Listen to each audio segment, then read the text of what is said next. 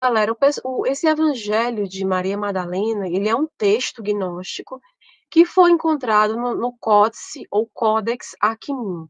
Então, esses códices, esses livros antigos, é uma reunião ali de vários evangelhos. Eu já expliquei muito sobre esses códices de Nag Hammadi aqui. Eu vou até postar um videozinho só sobre essa questão da descoberta, né? Essa parte mais arqueológica desses códices, como é que foram descobertos. Mas tem as primeiras lives sobre esse tema, eu já expliquei detalhes, mostrei detalhes sobre toda a jornada que esses códices percorreram até chegar no Museu Egípcio Copta do Cairo, né? Onde a maioria deles está hoje. Então, esse Evangelho de Maria Madalena, né, ele foi encontrado nesse Codex ou Códice Aquim, tá? Codex Aquim, que foi adquirido, inclusive, pelo Dr. Karl deixa eu ver esse nome aqui, Reinhardt, na cidade do Cairo, onde ele comprou ali por volta de 1896. O evangelho, esse evangelho, ele foi descoberto já tem um tempinho, mas ele só foi publicado em 1955, tá? Só foi publicado na década de 50, ali por volta de 1955, após ali o aparecimento, nessa década, a gente tem um aparecimento de quê? Da biblioteca de Nag Hammadi. E todos aqueles outros, aquele conjunto de códices, né? Tem lives aqui no canal falando detalhes dessa descoberta, tá? Então, tem uma playlist, lembrando, sobre gnose e esses evangelhos apócrifos, tá, pessoal? Para quem quer realmente se situar e ver em detalhes, quem não viu as outras lives sobre esse tema, né? E aí vai ver depois em detalhes, tá bom? Então, os outros textos desse Codex Aquim, do qual faz parte o Evangelho de Maria Madalena, né? Como é que diz? Os outros textos também constavam entre os de Nag Hammadi. Também estavam ali entre os códices de Nag Hammadi, entre os evangelhos ali de Nag Hammadi, tá? Só que esse evangelho específico não estava, tá? Esse aqui que eu mostrei no slide anterior para vocês, né? Quem está chegando agora. Ops, esse aqui, tá? Que é um fragmento aqui do Evangelho de Maria Madalena, tá, pessoal? Só lembrando. Dá boa noite aqui o professor Newton Carvalho, seja muito bem-vindo, boa tarde, boa noite. E é isso, galera. Então vamos lá. Então, os outros, como é que eu posso dizer? Nesta cópia, né, única conhecida desse texto, né, faltam as páginas. Esse Evangelho de Maria Madalena, ele começa da página 7, porque vão faltar as páginas de 1 a 6, infelizmente. E de 11 a 14 também. Então ele começa na página 7, aí ele vai até a página 10. É um evangelho curtinho, vocês vão ver, não tem tanto conteúdo assim. É um evangelho curto. Por quê? Porque muitas páginas dele, infelizmente, estão faltando, foram perdidas. A gente vê que ali, quando a gente teve a descoberta desses códices de Nag Hammadi, muito se perdeu. Eles passaram por todo um processo e até chegar nas mãos realmente dos especialistas, né? Até chegar no museu ali Copta do Cairo, quando eles começaram a ser mais examinados, estudados.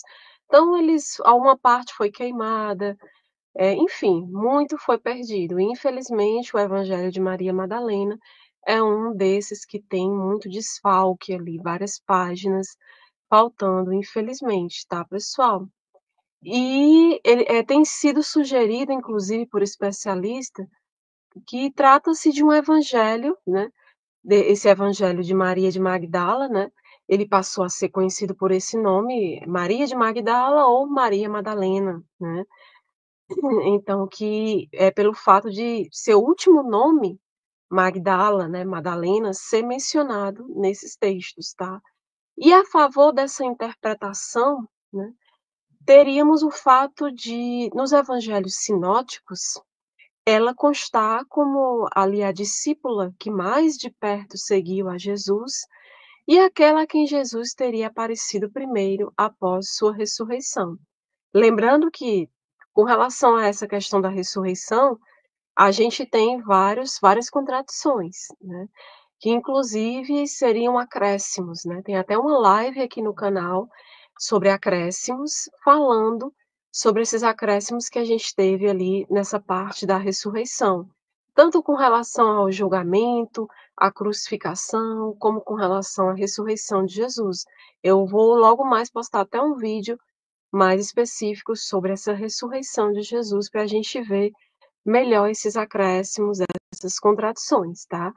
Então o texto sobrevive, esse texto desse Evangelho de Maria Madalena, ele sobrevive ali em 2 fragmentos gregos do sé mais ou menos datados ali do século III, e numa tradução mais longa, ali para o copta, datada já do século V, nos quais a gente tem o quê? O testemunho de uma mulher, né, nos quais o testemunho de uma mulher, ele precisou, pela primeira vez, ser defendido.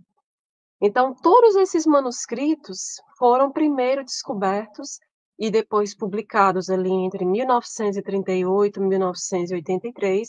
Tem esse grande intervalo de tempo aí, de mais de 50 anos, né, onde eles foram sendo publicados, mas existem referências patrísticas ao Evangelho de Maria, tão antigas como ali do século III, tá.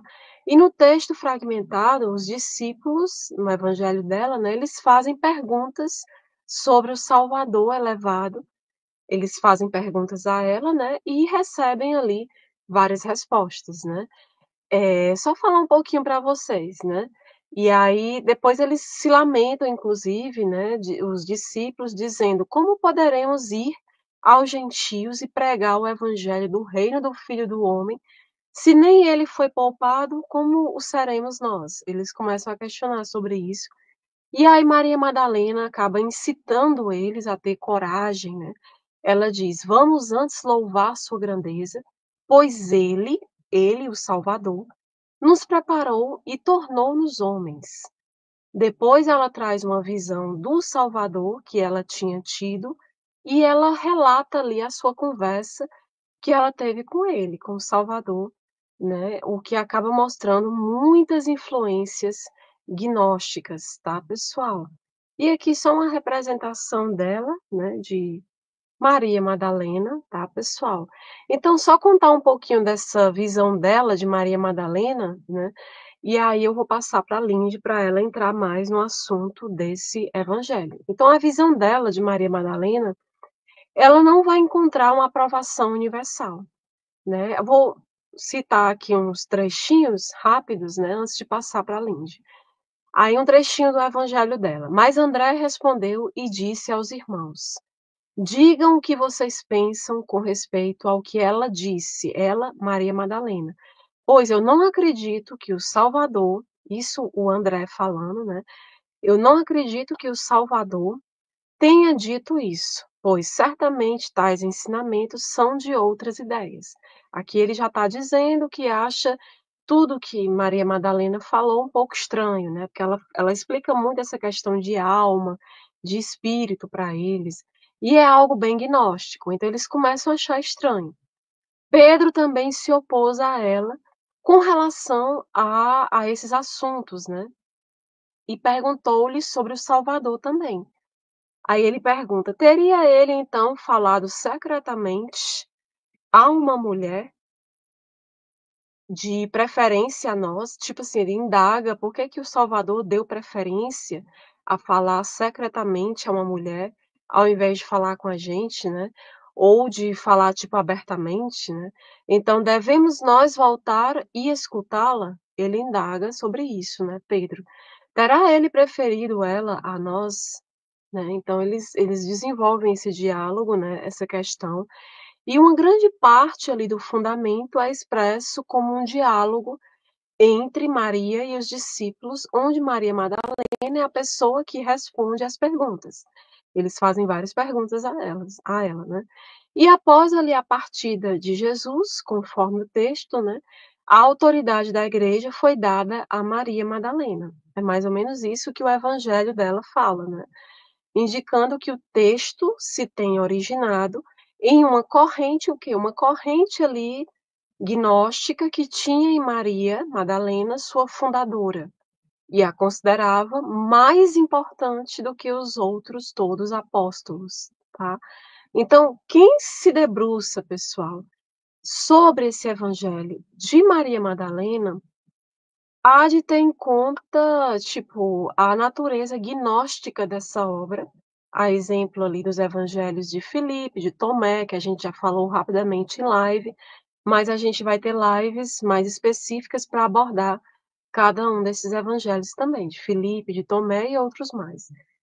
E que ela muito provavelmente reflete o quê? Conflitos ali do seu tempo, né? Então é também provável, como o admitem vários pesquisadores, né, que essa obra de Maria Madalena seja uma colagem de 2 textos, né?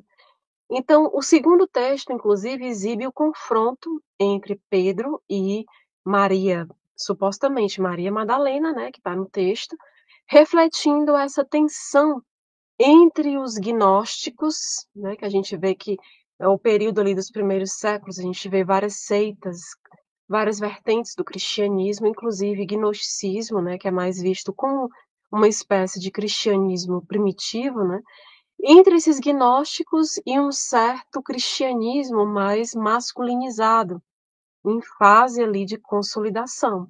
Lembrando que é o período que a gente começa a ter também muitos concílios, já para definir ali a doutrina cristã, católica, né, o cristianismo católico, a oficialização dele, né? E nesse cristianismo que se fará católico, né, a figura emblemática de Pedro, né, já se ergue ali para respaldar ali a primazia do bispo de Roma, e no caso o bispo de Roma, referência ao que a gente chama de papa, né, o que iria se chamar de papa, né? Então, você vê uma vertente ali já bem masculina, né? E de repente surge essa questão gnóstica com Maria Madalena, tratando ela dessa forma, né? Então a gente vai ter um embate ali e realmente foi um evangelho condenado, proibido, considerado ali um alto nível de heresia, né, pelos pais da igreja, né? Os historiadores do cristianismo. Então, há 2 detalhes no exame desse evangelho que tem que ser destacado, né. Primeiro, Madalena é mostrada como uma discípula do mestre, né, uma discípula do Salvador.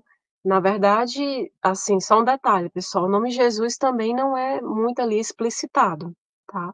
Eles fazem referência a Salvador, né, e em condição até de ela ser superior, colocando sempre ela superior aos outros discípulos, né, aos apóstolos, né, porque ela, tipo, é como se ela tivesse uma capacidade de entender certos ensinamentos que o Salvador estava transmitindo ali naquelas reuniões, né, que Pedro e os outros companheiros ali, eles não conseguiam entender, eles não conseguiam captar o que estava sendo dito, mas Maria Madalena conseguia. Era como se ela fosse a discípula, como é que diz? A aluna mais aplicada, né? Aquela que mais estava entendendo tudo que estava sendo transmitido ali, tá? Mas ao contrário do que se lê nos evangelhos canônicos ali no Marcos, Mateus, Lucas, João, né? Os canônicos, onde a condição de apóstolo decorre de conviver com Jesus, né? Maria vai conquistar isso através de uma via paulina, né? O que seria essa via paulina? É através de uma visão que ela é distinguida ali pelo mestre, tá? Por isso que eles chamam via paulina, que essa via paulina vai distinguir ela, né? Que é justamente essa visão que ela teve do mestre, tá? E aí os ensinamentos secretos que ela recebe desse mestre, né, desse Salvador, constituem ali uma autêntica, como é que eu posso dizer, uma aula de gnosticismo. E ela vai transmitindo isso aos apóstolos, né? Alguns estranham no começo, né, negam, outros já defendem ela, né? A gente vai ver isso.